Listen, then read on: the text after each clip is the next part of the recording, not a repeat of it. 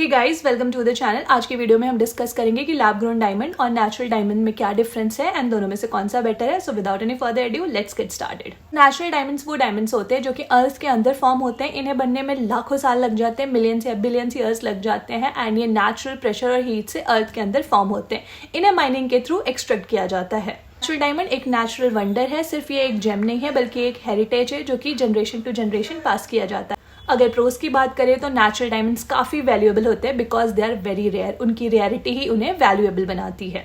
इनका resale value बहुत high होता है। इनकी एक यूनिक सेंटिमेंटल और हिस्टोरिक वैल्यू होती है। It's not only the gem, it's also historic, it's also heritage which is pass from one generation to another.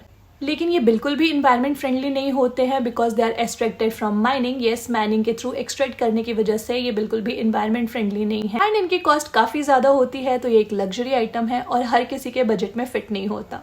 And अब बात करते हैं लैब ग्रोन डायमंड्स की। लैब ग्रोन डायमंड्स वो होते हैं जो कि लैब में बनाए जाते हैं हाई एंड एडवांस टेक्नोलॉजीज के साथ। इनको बनाने में अप टू 45 डेज का टाइम लग जाता है। Chemically, physically, optically they are ditto like the natural diamonds. ये बिल्कुल नेचुरल डायमंड्स की तरह होते हैं। फर्क बस इतना है कि इन्हें जमीन के अंदर नहीं, इन्हें अर्थ में से नहीं एक्सट्रैक्ट किया जाता। इन्हें कंट्रोल एनवायरनमेंट में लैब में हाई एंड टेक्नोलॉजी से बनाया जाता है।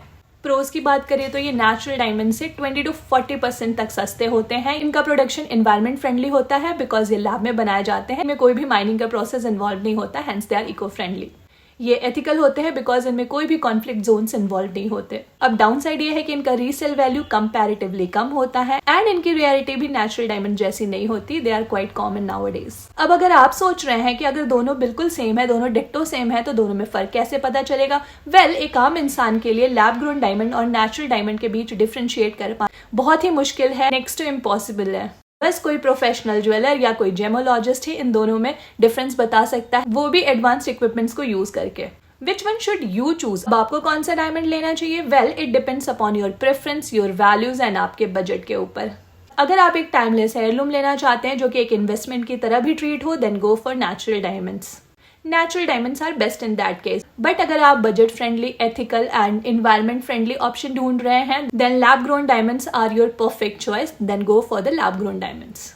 Final comparison, natural diamonds are costlier than the lab grown diamonds. Lab grown diamonds are more environment friendly and eco friendly than the natural diamonds. Resale value natural diamonds की ज़्यादा है and lab grown diamonds की कम. Natural diamonds are more rare than the lab grown diamonds. Lab grown diamonds are becoming common day by day. So guys, अब आपको पता चल गया है कि natural diamonds and lab grown diamonds में क्या डिफरेंस है। अगर ये वीडियो आपको थोड़ी बहुत भी इन्फॉर्मेटिव लगी हो, then do give it a big thumbs up. Channel को सब्सक्राइब करना मत भूलना ऐसे और कंटेंट के लिए। एंड कमेंट सेक्शन में मुझे ये भी जरूर बताना कि आपका प्रेफरेंस कौन सा होने वाला है, नेचुरल डायमंड या lab grown diamonds. Shine bright like diamonds and I will see you soon in my next video. Till then bye bye. And हाँ, चैनल को सब्सक्राइब करना बिल्कुल मत भूलना। I will see you soon in my next video. Bye bye.